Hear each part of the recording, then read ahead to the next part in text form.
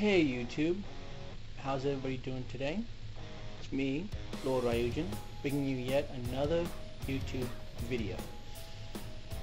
Now a lot has happened in this month as far as my gaming collection goes and as far as what I've been playing. So not a lot of time to get into the details about certain things, and because I've had so much, I'm going to do my best to talk about what I got in chronological order, but I might just do it based upon the system. But needless to say, let's just jump right in. The very first thing that I felt like talking about was I picked up a copy of Resident Evil Revelations for the 3DS, as you can see here very clearly. Now, I was not able to get my hands on the CirclePad Pro directly from GameStop, but I did order it directly from Nintendo, and here's what it looks like. Now, I'm sure I can't tell you a lot about it that you don't already know from other YouTube videos. You know that it has the right CirclePad here, and that it includes a right trigger, otherwise known as ZR, and a left trigger, a left trigger, and a right trigger, and a second R button. And what this does is, for games that support it, it basically allows you to hold it like this, and that becomes your R button. The R button that's normally on the 3DS is still there, and that's what's sort of odd about it. I am recording on the 3DS right now, so I really can't show you what it looks like with it in there, but you can always see pictures of it on different sites, and you can also see YouTube videos on it. It operates off of a single battery, which is nice, and to me this is the best handheld accessory that Nintendo has come out with, because when I'm holding it I can actually play games a lot better, and I'll talk about that later as I talk about each of the games. But a few gripes is that it covers up the game cartridge and the stylus with this. So if you like to use the stylus for your games, like, it's going to make it difficult. You have to physically pull the 3DS out anytime you want to change media. But otherwise, that's a small gripe because I hardly change games. But I do have a lot of time holding this because it makes it easier to play games, such as Resident Evil Revelations. When it's in there, I'm playing with this. The next game that I wanted to take a moment to talk about was Icarus Uprising. Now, I know that this just came out a couple weeks ago, so I'm not doing it in chronological order, but I figured since we're talking about 3DS games that we should talk about the other 3DS game that I got, Icarus Uprising. Very good game. It's like an arcade shooter. My gripe comes with the ground levels and the fact that they get difficult to navigate. And that is where the CirclePad Pro that I was talking about earlier comes in handy. Because what I like to do is to default the movement to the face buttons, A, B, X, and Y, to use that to move the reticle around. And I like to use the right trigger button to shoot. It makes moving a whole lot easier, and it makes the ground levels a lot better to play for Icarus Uprising. Now, Icarus Uprising does give you this stand. You fold it out like this, and this comes out, and you're supposed to put the 3DS on it. Now, I don't really care for it. I tried using it, and it's great if you want to use the regular 3DS. If you just want to play Icarus Uprising with just the 3DS and its, in its original form, it's great. It's a fantastic thing to have with it. But for someone like me, I like to hold the 3DS. I like it to feel thick in my hands, and it works best with this. The next game that I wanted to take a minute to talk about is what you can clearly see now in front of the camera, Scourge Hive. There was a DS version of this game, as well as a Game Boy Advance version. You can clearly see that I went with the Game Boy Advance version. And for those that don't know about the game, it's basically a Metroid clone, so to speak. It's not really Metroid Fusion because it's top-down and it uses a lot of 3D aspects. But it does have a similar system in which, you sort of go through a preliminary level where you learn the basics, and then as you go along through the game, you get different power-ups that open different areas throughout the game, and you fight an alien virus and all that stuff. So it's very similar in nature to Metroid. At least that's how it feels to me when I play it. It's a very interesting game so far. I haven't gotten too far into it, but what I have played is quite interesting. I think that there are a few things that they could have done differently, but otherwise, not too bad. Moving on now to the Xbox 360, I picked up a copy of Syndicate. which is a remake of a game back from the what I call the golden era of gaming, where you had everybody and anybody who was creating a console. You're talking about 3DO, CDI, everybody. And Syndicate was one of those games that was released for the Super Nintendo, the Genesis, Sega CD, I mean everything. And it had a little sequel game, Syndicate Wars, that came out for the PlayStation only, if I remember correctly. And this is just a remake of Syndicate. And it's basically everything that I thought Syndicate should be. As I was playing the original Syndicate on my Atari Jaguar, I kept thinking they need to remake this game in a first-person perspective with co-op and give you the ability to talk to people through Xbox Live or the PlayStation Network or whichever console they choose to put it on. And that's exactly what they did.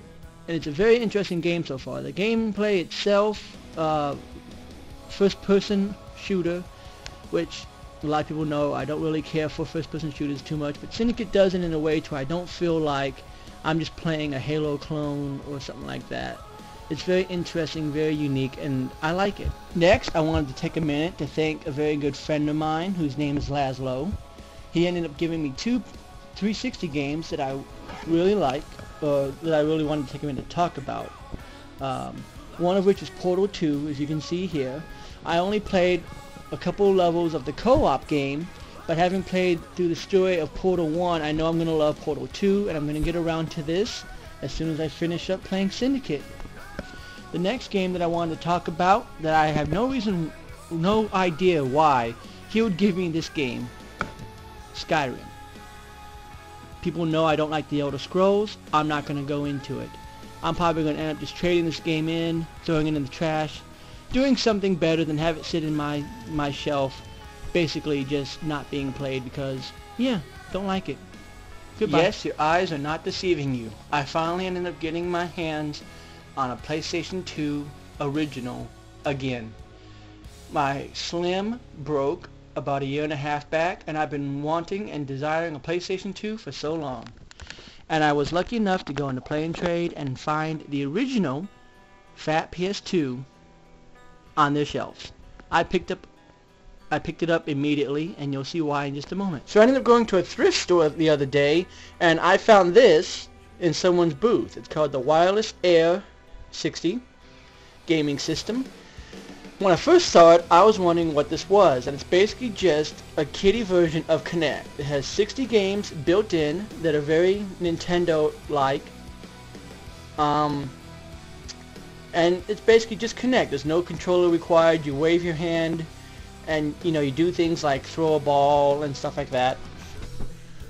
Now, you can see some of the games here. I don't know how good the quality looks, but the games themselves are very cheap.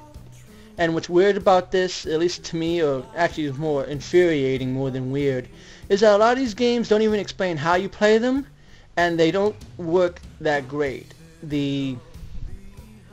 How do I put this? The hand gestures that you have to do, a lot of times are just waving and waving and waving until it finally picks you up and responds to what you're supposed to do.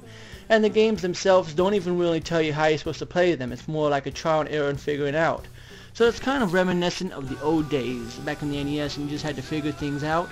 But it's kind of frustrating.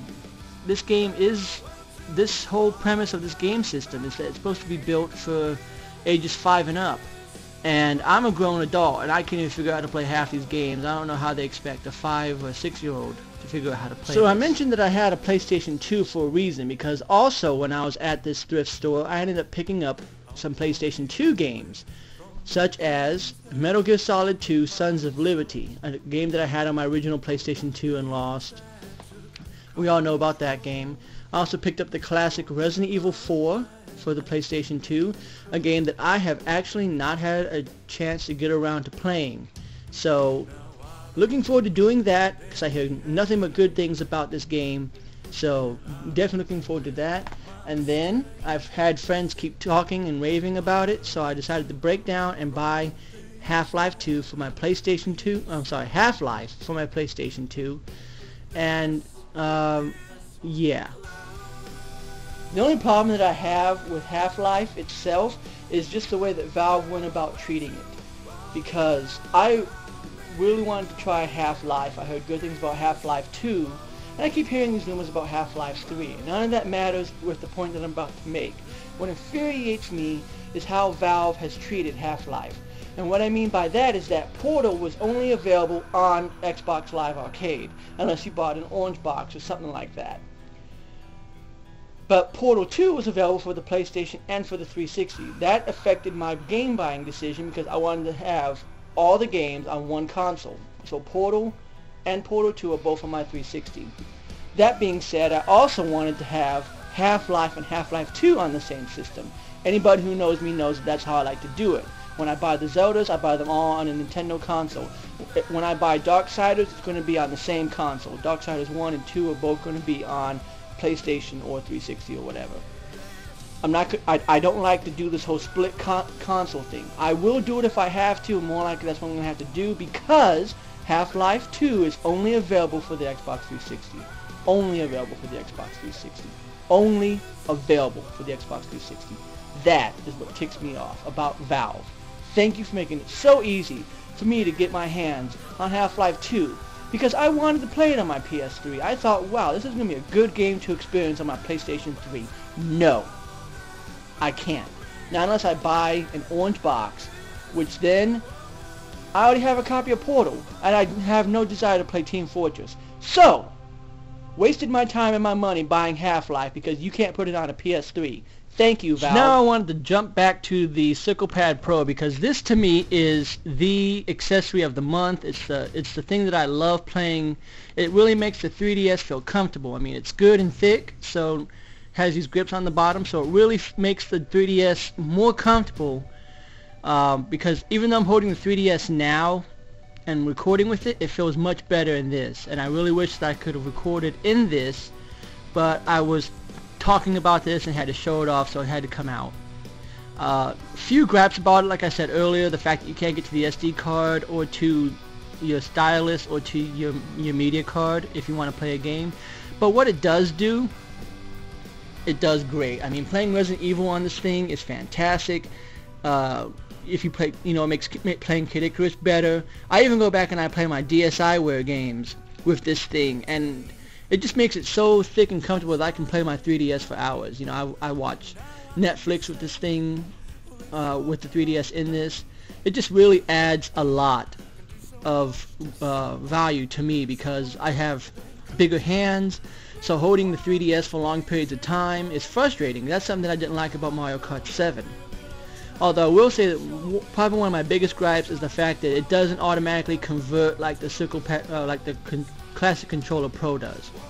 I bought a Classic Controller Pro for my Wii. I would have showed it off in this video, but everybody and their mother has seen a Classic Controller Pro and knows about it. There's no point in really going into it. It looks basically like this. This is the equivalent of a portable version of the CirclePad Pro. The Classic Controller Pro. But unlike the Classic Controller Pro, it doesn't automatically convert buttons over. So if I'm playing Mario Kart 7, for an example, I have to still use the original R button, which is not this. This is a new R button. It's like over here. So now my hand has to reach, and it makes it a little bit difficult. But it's not that big of a deal in the end, because what it does deliver only improves on the 3DS. And I really hope that they continue to support this. I know that they have Metal Gear Solid 3D. I know that they have Kingdom Hearts and other games that are coming out for it. But I really hope that Luigi's Mansion 2, even, you know, Metroid that comes out for the 3DS, if a Donkey Kong Country comes out for it, anything that comes out for it really should support this. Even if it doesn't use the right analog stick, even if it just converts L and R to being the triggers, that would automatically add value to the games, more so than what they already bring. Only because I believe that Nintendo is slowly going to get away from the touchscreen aspect. That's something I'm going to go over at a later time. But yeah. So that's my video for now. Like I said, been very busy this month. Been going out to play and trade, hitting up GameStop, hitting up flea markets, thrift stores, anything that I can to try and find a good deal with games. Been very busy this month, and you can see that through the video. So if you like what you've seen, make sure you hit the like button, subscribe, and comment as always. Let me know what you thought, and I'll see you next time.